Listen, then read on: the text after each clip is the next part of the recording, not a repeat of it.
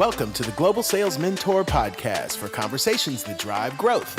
When you are ready to grow your international sales, join the conversation with your host, Selch.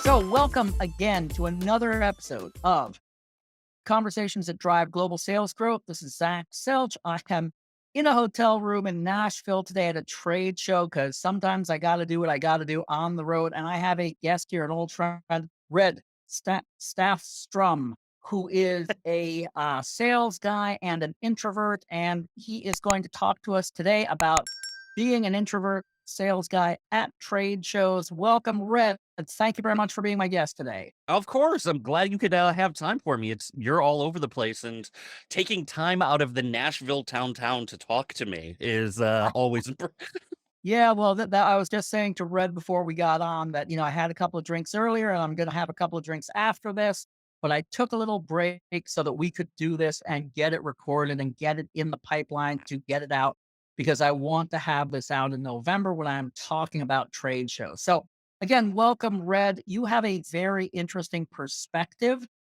And I know how a lot of people like to think about and it really is a very false narrative of salespeople all being extroverts and all full of jokes and loving people and all of that. And I'll tell you, I consider myself an introvert that presents as an extrovert. Yeah. I'm not an extroverted salesperson, although a lot of people think I am. So why don't we talk a little bit about that and about your position and what you do, and we'll talk a little bit about being an introvert at a trade show. So for me, I've been kind of the hide in the basement Star Wars nerd my whole life. Like I grew up in like an inner city area, skinny Irish kid with red hair. You could make all the jokes you want right now. Right. Now I just look like a rejected Game of Thrones character for those of you guys listening. Was picked on, was kind of anxious, quiet. I'd spend a lot of time when other people were talking, reading books, became this massive nerd, video games, the whole nine. I label myself as a hide in the basement introvert. But in 2008, in 2008, I graduated college and found myself in a sales role because that's what was hiring in the beginnings of the Great Recession. And it's funny how a lot of people do find themselves in sales, right? Yeah. And for me, I was still good at it because it was about problem solving. And that's something that I've always done my whole life. Yep. So I would listen to everything I was being told. I'd really just process that information and you'd solve the problem. Yeah, exactly. And I believed for a long time, if you don't have a solution to a problem, you don't have the right to sell anything. Right. So that was one of my big ideals my whole life. Another thing I believed is if you're good at sales, you can sell anything. And I was dead wrong about that. I was dead wrong about that. Because if you don't care about it, if it doesn't align with your values, people notice that immediately. And as good as I was at putting on this extrovert costume and pretending to care about the things that I was selling, it just wasn't me. Led to a full-blown breakdown, doing a lot of reading, a lot of analysis, and rebuilding sales from the ground up in a much more emotionally intelligent way. And what I found out is as that introvert, as that Star Wars nerd, I had to approach things differently. I don't have the social battery to talk to 600 people a week. Yeah, I know exactly what you mean. And I'm gonna say something here that the best description of an introvert extrovert that I've heard, the one that I embrace, is where do you regenerate your energy from? Yeah. Right? Do you regenerate your energy from talking to people, or do you regenerate your energy from being alone? And that's the thing. Like, I'm the same type of thing. People think I'm an extrovert. I can spend time with people.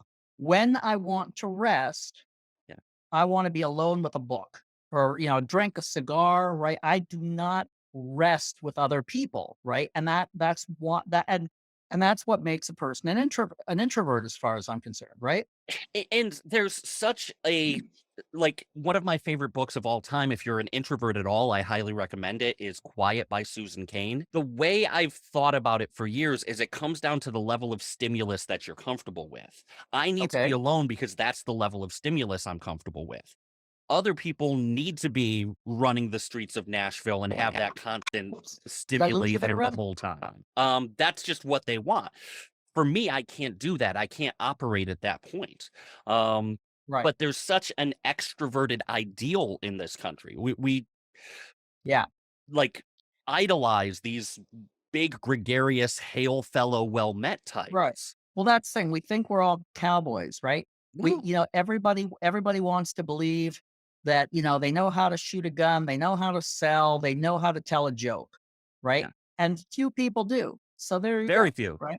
And everybody thinks they have the right to know how to tell a joke, and they'll actually Right. steal jokes because of it. And they'll just regurgitate and mess up a Right. Bill Burr joke and get fired for saying the wrong thing the wrong way. People have to accept the fact that it's okay that you're not like that, No. right? You You have to 100%. you have to embrace your true self. It comes down to skills. That's what it really Right. comes down to. And social skills, gregariousness, sales, comedy. These are things that you could learn. And saying an introvert can't do sales is like saying an introvert can't play basketball. It makes no sense. It Right. comes down to learning the technique, doing the practice, learning what you have to Right. do. It's just about learning the strategy and the techniques behind it. No, I agree with you 100%. So, going to the specific element of sales we're talking about now, I'm at a trade show today, right? And I'm it's a gig that I'm doing. All on my own. I literally stood in the aisle today and I approached about 400 people today and essentially introduced myself, right? And to some people that's a nightmare. And personally, that is not I don't get I'm not gonna say I don't want this to sound wrong, but I don't get any enjoyment out of it. I don't do this for fun. This is my job, right? On the other hand, I can't sell without doing it. So if this is what's expected of you and you are an introvert, how do you do it, Red? It's about prioritizing the time you could recharge. That's Right? the biggest There thing. you So, go. like, for you right now, you're doing the right thing. You're recharging in a Exact hotel room.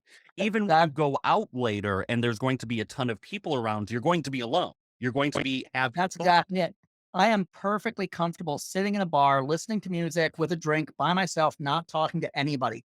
I haven't chatted with another person in a bar Mhm. in probably 30 years, right? Yeah. I go to bars to sit there, listen to music, have a drink by myself. Yep. That's like the big underrated thing that nobody else talked about with COVID is everybody wearing a mask means so much less small talk. Like Yep. that was one of my favorite things is like everybody had it. It's like, oh no, I can't hear a thing through this. And then the small talk just dies. There you go. I didn't even think of that side of it, Red. Yeah. Yes. But that's the Uh-huh. thing with introverts is you have to understand everybody. Like I think it was I want to say it was Skinner, but I probably have the wrong Mhm. psychologist. Um everybody needs human interaction, even to rhesus Right. monkeys who needed to cuddle up with a Right. fake monkey for comfort. But the kind of interaction that introverts need versus extroverts is different. Extroverts like a There. puddle. That they like a very wide Right. coverage of shallow interactions. How was the game last night kind of conversations? What's the weather in Yep. Nashville? I don't care. I just don't. Right. Unless there's another tornado, I don't care. Right. Right. But introverts, we like diving in. We like that authentic curiosity to really dive down the rabbit hole and solve a problem. And that's why Yeah. we can be really great at sales once we get past the initial prospecting stage. And I'll tell you what, you don't necessarily, and I argue with there are some very famous people or very serious people on LinkedIn that I argue with this about. I don't necessarily think that everybody should be a full cycle salesperson. You can focus if you don't. If like I was saying to somebody the other day, I haven't cold like I now for my own business I do some cold calling. Yeah. I didn't do cold calling for years, right? That's part of what this is. It's about creating strategies so that you can Right. avoid what you're not good at, what you don't like. Right. When you're a Exactly. salesperson or a business holder, you could start a podcast Right. and rather than make 50 phone calls, you press publish. Right. Yep. That's exactly it. I got to tell you something. Since you mentioned, I never get a chance to tell this story, but since you mentioned Skinner, my grandfather was Skinner's college roommate. Really? Yes. And when Skinner was actually making like physical lab things, my Like grandfather, the Skinner box for the mice. the actual Skinner box for the mice, my grandfather was really handy with his hands. He was a puppeteer. And Skinner would actually go to my grandfather for help with carpentry, right? So my grandfather was actually involved in making the original Skinner boxes.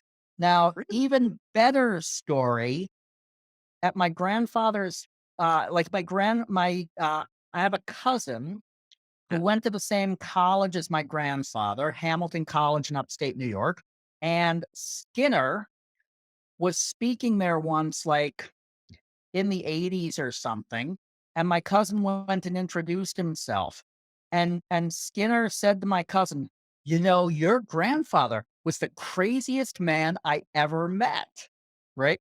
So Yeah. so Skinner has identified my grandfather as being the craziest man he ever met. I think that's a source of pride in my family. So Yeah, it's a world famous psychologist said, or yeah, behaviorist, I guess is technically the term. Yeah. right. So let's talk a little bit more about strategies Yes. for a trade show specifically, because this is really good in general for sales. Yes. But the premise of all this is I'm talking a little bit. So you go off. I'm here by myself, right? Which is Yeah. fine by me. I'm covering a 4 hour a day trade show for 2 days. That's really small cheese for me, right? Small potatoes for me. But let's say you're going and you're at a trade show with 4 or 5 people at your, standing at your booth. Thousands of people are going by every hour.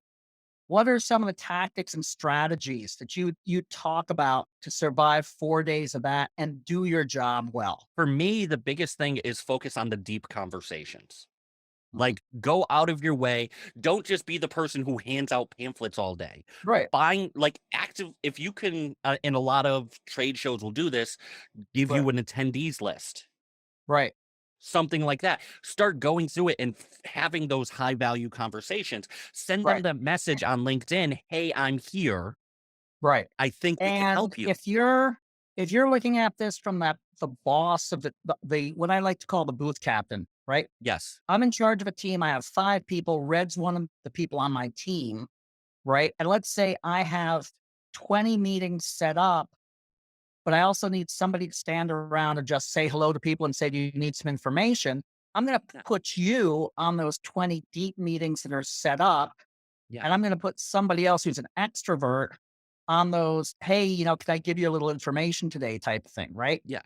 But even if you don't have that kind of leadership, because that's a major Right, problem in sales in general, is the lack of identification. They think a salesperson right, is a salesperson is a salesperson. right, And that right, goes to the idea of full cycle versus SDR right, AE. and that's sort of Yeah. what I'm trying to do is help people in that leadership position understand how they're running that booth for 5 days, Yeah. because, again, you go to a booth with a team, you're probably spending 40 to $70 a minute for every minute you're at that booth, Yes. right? So you think about that, right? Do you want to piss away $70 a minute for hours at a time because you don't put the right people in the right job at that booth, right? It's the same thing with building any sales funnel. Right, Find the people who can bring people in. right, Like, generally, I was somebody who could bring people in because I have the big hand movements. I'm bright orange, like, I look like a neon sign. So I could right, bring people to me, but it wasn't necessarily my best spot. right, So, right. literally, if you've got 5 people, think of 5 stages of the funnel. Okay, meet and Oh greet. yeah.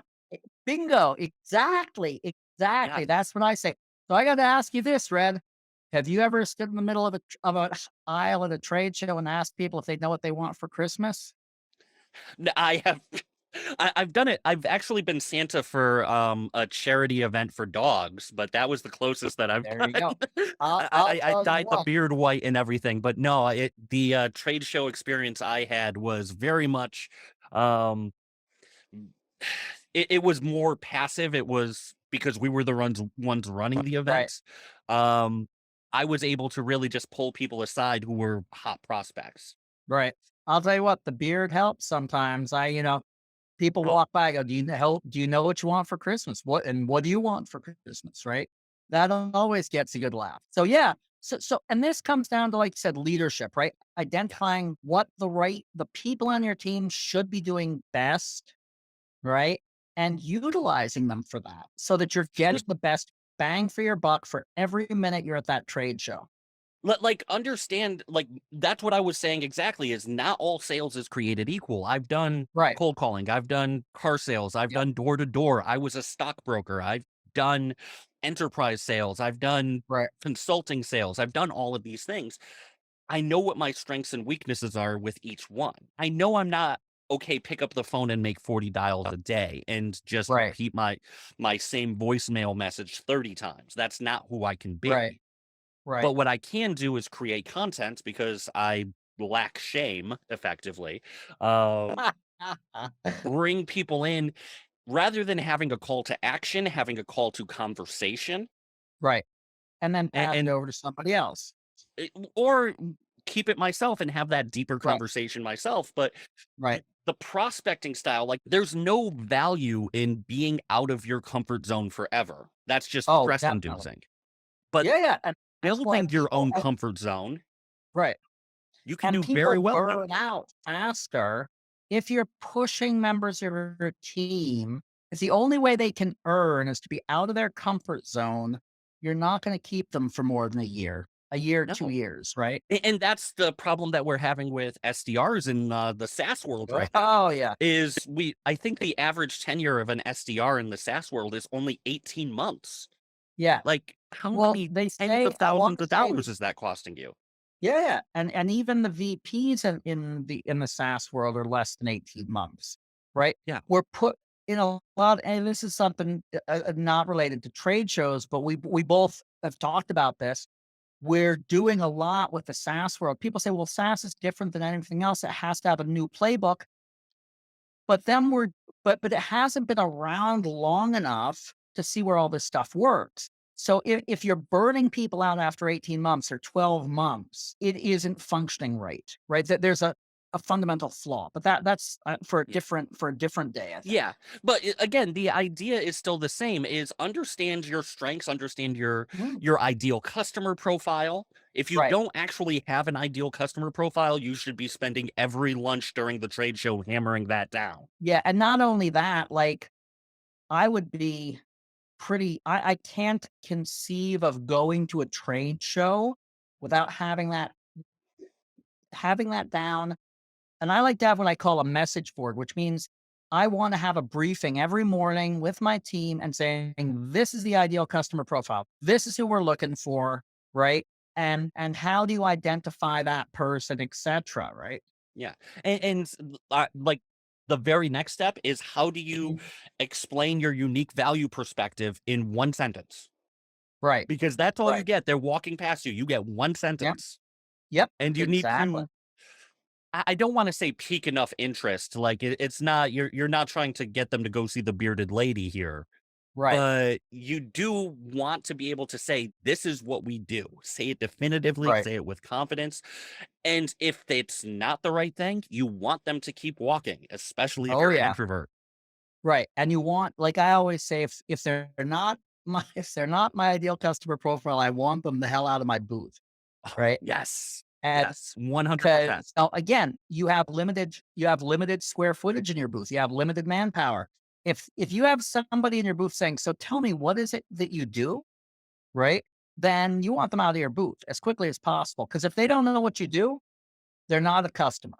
Yeah, no, and you're going to come into people, like, particularly the extroverts, are literally coming to the trade shows to just talk to people. Yeah, Like, yeah, that's, I mean, small firms, whatever it is, they've been shut off from contact forever and they just want Yep. to chat. No, those are the Yep. last people you want to bring around. Oh yeah. Definitely. And that Definitely. again, that's where your list can come in handy. If you Oh get yeah. that list, you could comb through it on LinkedIn, see who's an Right. actual high quality prospect, and reach out to them beforehand. Right. And I like to say when I go to a trade show, if I can, I want to have all my meetings set up before the trade show. Right. Yeah. Because if I can identify my ideal customers, I know who's going to be there. I can reach out to them before the show. I can get those meetings set up. Right. So in a perfect world, that's the way I want to do it. And for years, that's the way I ran most of my shows. Right. Well, and even still, like the best part of a trade show is being able to meet Mhm. people face to face. Like that's Right. what it Right. is. And to be able to build that trust, to look each other in the eye. I mean, Yeah. as great as Zoom is, Yeah. Oh, yeah. there's Yeah. no substitute for a handshake. Right. Right. So even if you're doing that and setting appointments for when you get back into the office, like, Right. take those 10 minutes, make them feel like they're the only person at that show, and then Right. have them schedule something. Have a Oh, QR yeah. link that they could scan with their phone, whatever it Yep. is that brings them right to your Calendly. No, that's exactly right. That's great. Yes. But Cool. really just make sure everything you're doing, it's all about efficiency. You're going to run out of battery especially if you're there for 3 or 4 or 5 days. Yeah. Think about that. Think about that before you go out at night. If you know you're going to be out Mhm. of battery tomorrow, l- take the time, lay in the room, watch Right. ESPN, whatever it is, but turn off. Right. Right. And I'll tell you from a totally different perspective. I had a guy who worked for me once who was a great salesman, huge extrovert, Mhm. and he would end up by the third, fourth day of a trade show, he would be completely exhausted because every night he was spending the whole night out drinking with customers. Now, Yeah. we there was benefit to that, but what I understood after probably the second or third year working with him was I didn't necessarily want him on the booth because it was better for me for him to be spending 8 hours drinking with people at night than for him to be at the booth. And if he was going to be tired at the booth all day, he was worthless to me. So, Yes.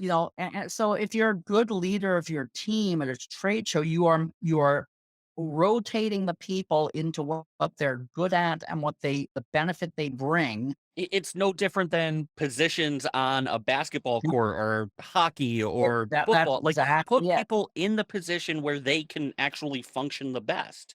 Right. I'll tell you what, I learned this years ago.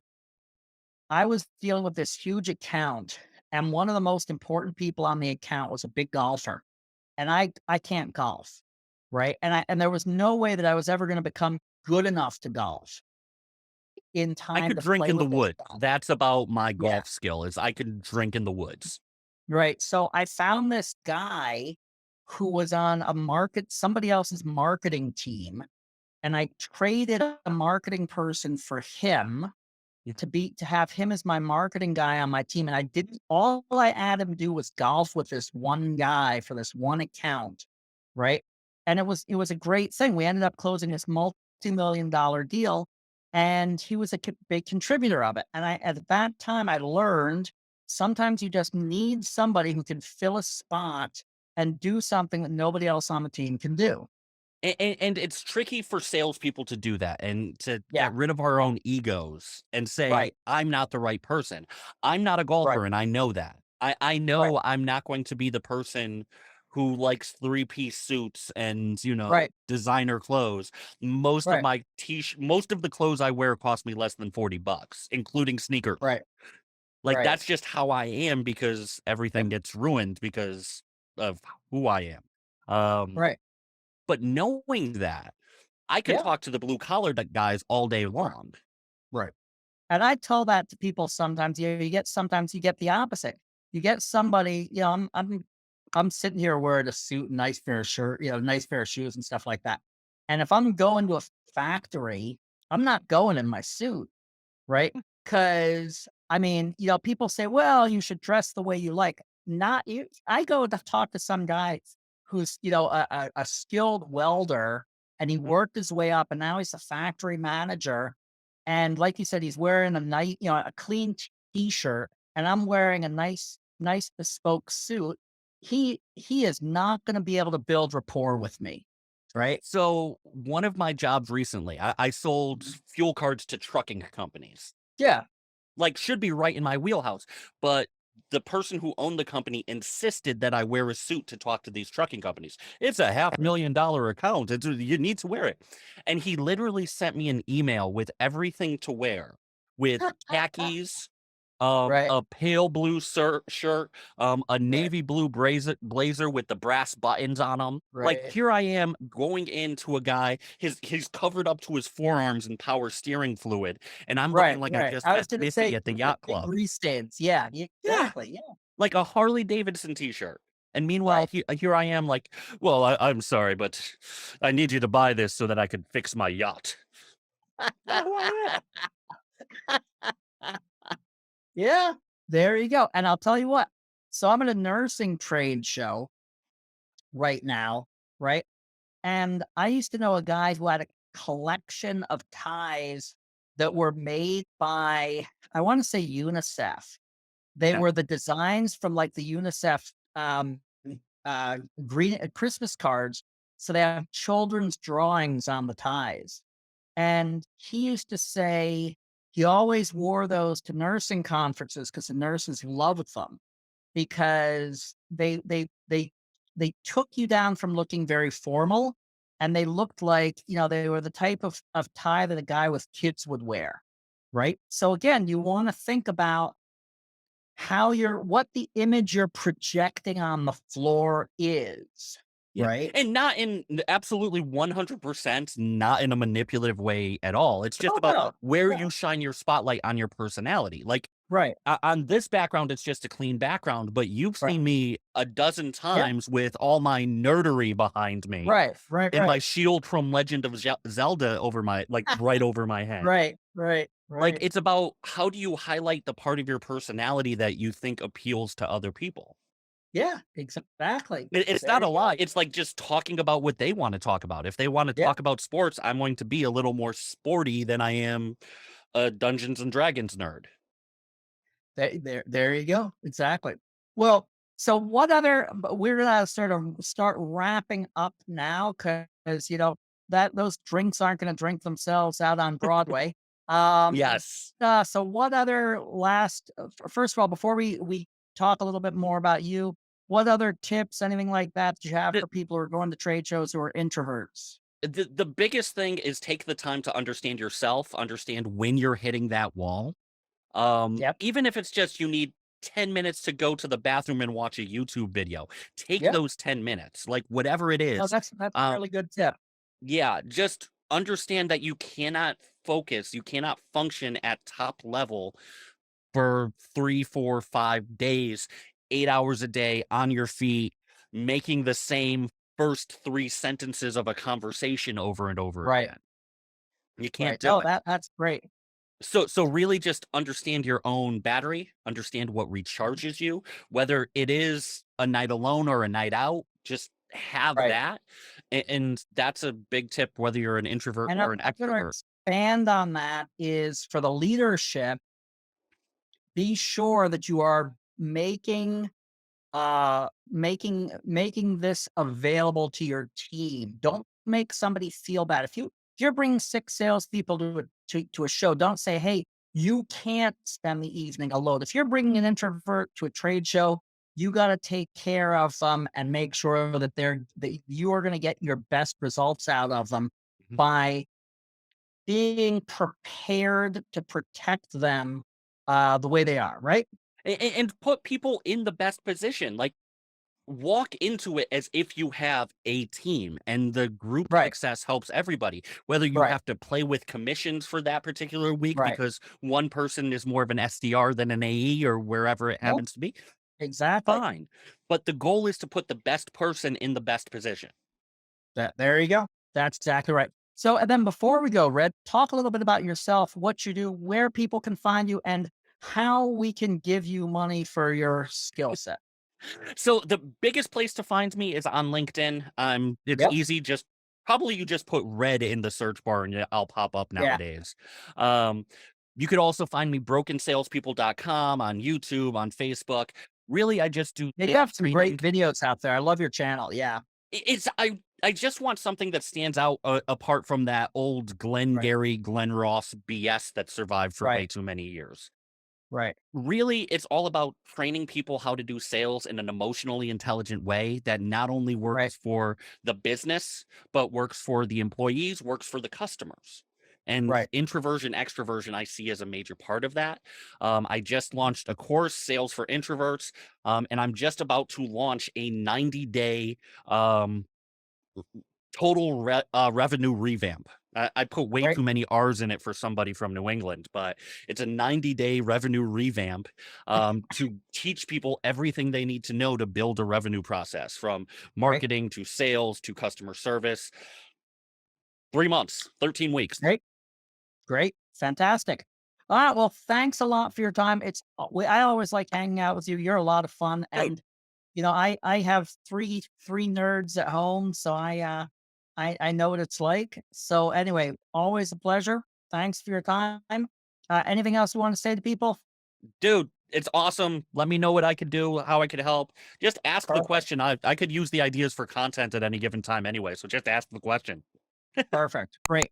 And thank you all, everybody out there, for joining us for another episode of Conversations that Drive Global Sales Growth. And good luck selling and keep safe. Thanks a lot, Red. Take care. All right, you guys have a great one.